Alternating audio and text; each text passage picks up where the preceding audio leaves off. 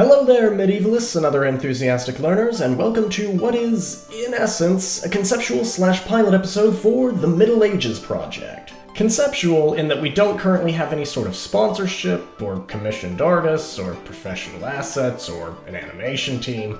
Just one very tired historian on the cusp of getting their bachelor's degree.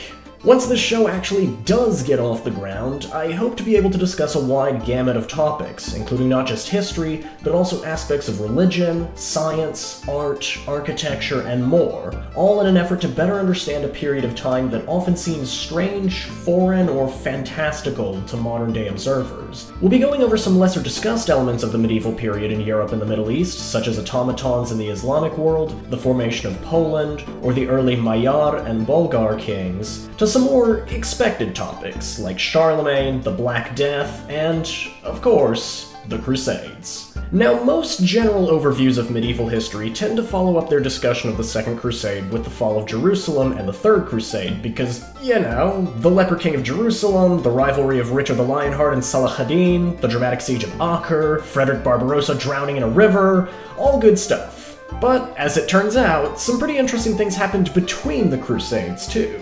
Events which might not concern such a large swath of peoples and locations, but events that are still important to the documentation of history and its enduring importance to the present day regardless. Today, I want to talk about one of these very events, the Anglo-Norman invasions of Ireland. Wedged between the Second and Third Crusades, secluded to the northwestern corner of Europe, and only lasting a few years of off-and-on military action, it's easy to see why it isn't particularly focused on in the grander picture of medieval European history. Yet its consequences are far-reaching. This is considered by many historians to be the formal start of relations between the English and Irish peoples, and it also marks the definitive beginning of English dominion over the Emerald Isle, a policy that would evolve and continue for 750 years. So what exactly happened to warrant English entanglement in the affairs of the Irish? As trite of an answer as it sounds, it's complicated. Let's not waste any time then.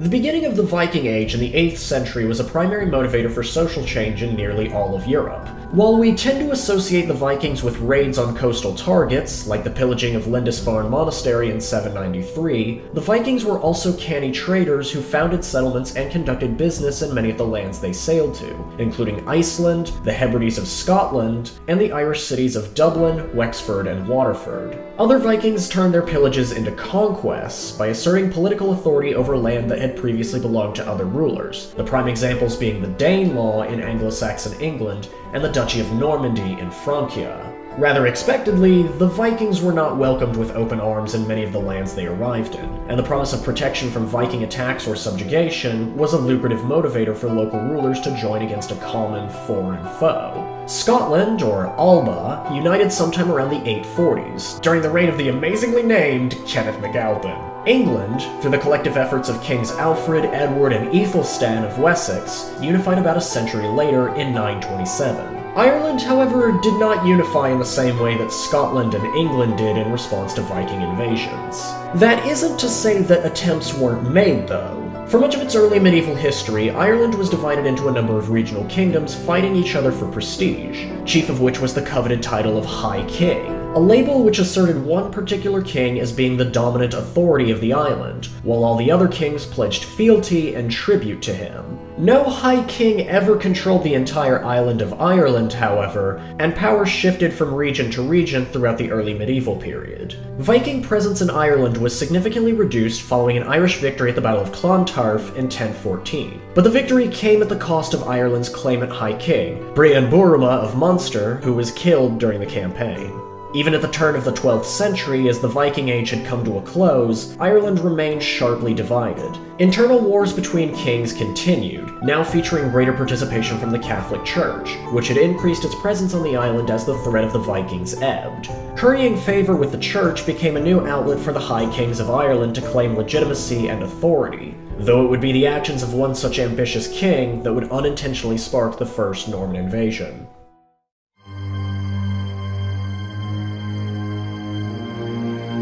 Although Irish affairs had largely stayed within the island's borders, their neighbors on the island of Albion would suddenly be exposed to part of the ongoing strife in 1167, when one of the regional Irish monarchs, King Diarmait Mac Murchada of Leinster, was ousted from his throne. He had been specifically targeted as part of a power plot engineered by his main rival, King Rory O'Concabar of Connaught, who claimed to be the rightful High King of Ireland. With no allies available on Irish soil, Diarmait fled across the Irish Sea into Wales and then across the English Channel into Normandy to seek foreign aid in retaking his throne.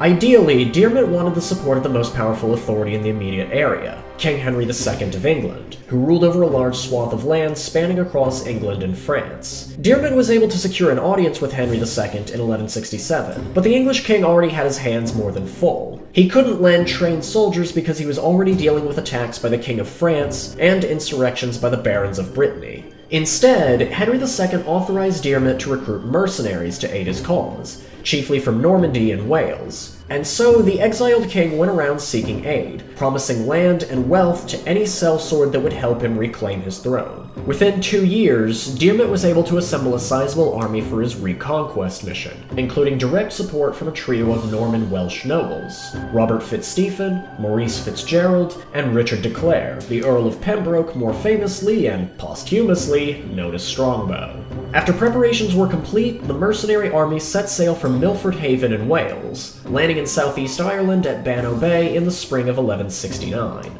Robert FitzStephen's forces were the first to arrive, and within the span of a few days, he was joined by Maurice of Prendergast and Diarmait Mac Murchada, whose forces doubled the size of the initial army. Not only did the invasion force include English, Norman, and Welsh mercenaries, but Diarmait was able to rally a force of Irishmen, about 500 loyalist soldiers who wanted to see him restored as king.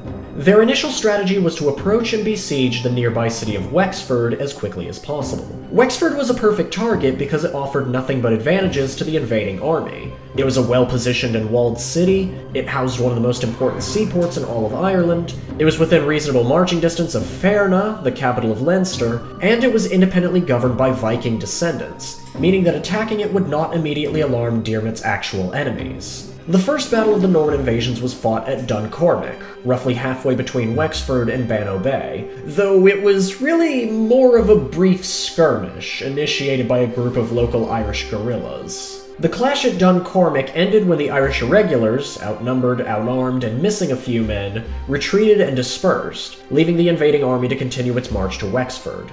News of the skirmish quickly reached Wexford, but the city's Norse defenders underestimated the size and strength of the invading army, ultimately surrendering and pledging newfound allegiance before the siege could be completed. The invading army lost only 18 men, while the Norsemen of Wexford lost every ship in the city's port, during a fire attack coordinated by Robert FitzStephen. With Wexford secured and Ferna almost immediately reclaimed, the invading army turned its attention to the enemy kings of Ireland, starting with the Kingdom of Osrhoga, along the western border of Leinster.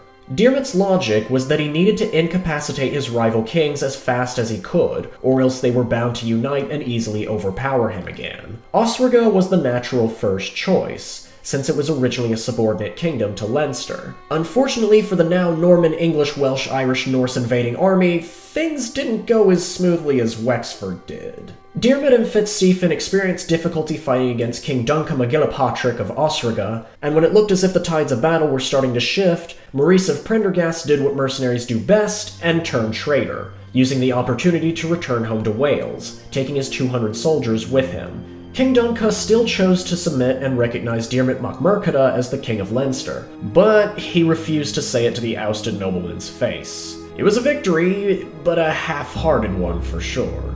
As 1169 entered its final months, circumstances began to improve for Diarmait and his mercenary army. When it looked as if Diarmait's army was about to be confronted by the coalition of High King Rory O'Concabar that he so feared, authorities from the Catholic Church interceded, calling for the Irish kings to sign the rather plainly named Treaty of 1169.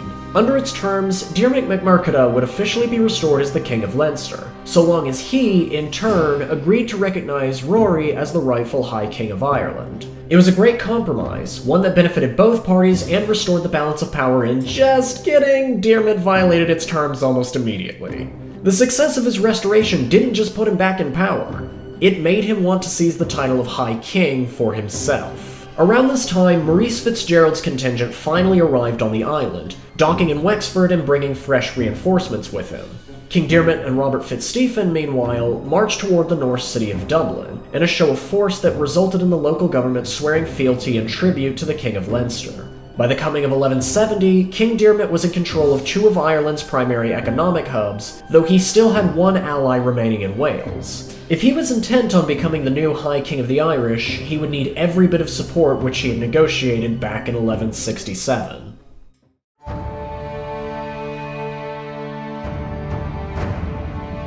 In 1170, Richard de Clare initiated the second Norman invasion of Ireland. Much like the first invasion, the mercenary forces took turns landing in Bannow Bay, where they held their position until the full army had assembled. The first commander to arrive was Raymond Fitzgerald, the nephew of Maurice Fitzgerald and, by extension, Robert Fitzstephen. He reached the coastal meeting point in May 1170 and began fortifying his base camp while he waited for Strongbow. The first target of the invasion was Waterford, another independent Norse city and critical commercial center, but its inhabitants were well aware of the nearby landing. Learning from the capture of Wexford a year prior, the populace of Waterford amassed a military force of about 3,000 Norse and Irish men, and sent them to confront Raymond Fitzgerald head-on. What followed was nothing short of beautifully absurd. Despite being drastically outnumbered 30-1, Raymond was able to repel the Waterford militia by unleashing a stampeding herd of cattle from his fortified position, the cows running straight into the approaching enemy ranks. Amidst the chaos, Raymond and the Normans were able to kill and capture about 1,000 of the opposition. And just to get it out of my system, Raymond certainly beefed up his defenses. The enemy was utterly humiliated for sure. Talk about a bad mood, but hey, who knows? Maybe it's all a load of bull. So, provided you have not muted me or closed the video, Raymond's successful defense secured a landing point for Strongbow, whose army arrived in August 1170. The two moved forward to besiege Waterford, and on their third attempt to break its defenses, they found a weak point in the city's wall, storming in and cutting down citizens and guards alike until the city surrendered and accepted subservience to the King of Leinster.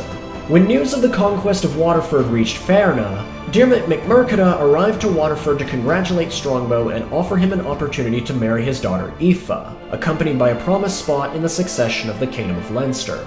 Strongbow accepted, and the wedding was soon held in Waterford, a city that was surprisingly not humbled enough yet by this point in time. So while love was busy blooming on the battlefield in Waterford, High King Rory of Connaught gave orders for he and his coalition to advance toward Dublin, having learned that King Diarmait and Strongbow were moving to seize direct control of the city. By intercepting the meddlesome King of Leinster, High King Rory hoped that he could convince the population of Dublin to rebel and further weaken Diarmait's authority and prestige. Unfortunately for him, that wasn't what history had in store. Although the High King's patrols had reasonably covered the western and southwestern hinterlands of Dublin, the foreign and Irish forces of King Diarmait evaded detection entirely by marching from the south, through what is today County Wicklow. As a result, King Diarmait and Strongbow laid siege to Dublin in September 1170. The local monarchs responded by abandoning the city and fleeing to the Orkney Islands, off the northern coast of Scotland. Upon receiving the news, High King Rory gave the order to retreat from the area, recognizing the futility of retaking Dublin while the Norse nobility was across the sea. King Diarmait celebrated his victory in Dublin and the High King's ensuing retreat by boldly crossing the northern border of Leinster, pillaging lands in the kingdoms of Meath and Brefna, and taking back captives from plundered locations. All acts of clear aggression that violated the Treaty of 1169 more than he had already. Diarmait was hoping to pursue and fight King Tiernan O'Rourke of Brefna, who was essentially the High King's closest and strongest ally. But such a battle never happened. Diarmait Mac Murchada, who was growing old and in declining health, had to return to his court in Ferna, where he died in May 1171 at 61 years of age. He was not able to take the title of High King of Ireland as he had hoped, and his death created a conflict in succession. By the traditional Brehon laws of medieval Irish society, succession was handled in a manner similar to an elective monarchy, known as tanistry. Through this system, members of the ruling dynasty nominated and voted on an heir ahead of time, referred to as a Taoiseach, who would automatically take over when the reigning king died or was otherwise declared incapable of rule. Diarmait's youngest son, Donald Camanach, had already been named Taoiseach while Diarmait was still alive. Strongbow, however, argued for succession by Norman custom, which is to say that the oldest heir automatically inherited the title, which, because of his marriage to Aoife, meant him. Pure coincidence, of course. Richard de Clare, with the backing of the mercenary armies, asserted his right to the throne and declared himself King of Leinster, even appointing new, non-Irish officials to oversee the lands that he and Diarmait had taken since 1169. This was, understandably, a cause for grave concern among the Irish. A large portion of Ireland was now in the direct control of a foreigner, one who was eschewing traditional laws and customs in favor of enforcing Norman replacements. However, it would not be the final such occurrence.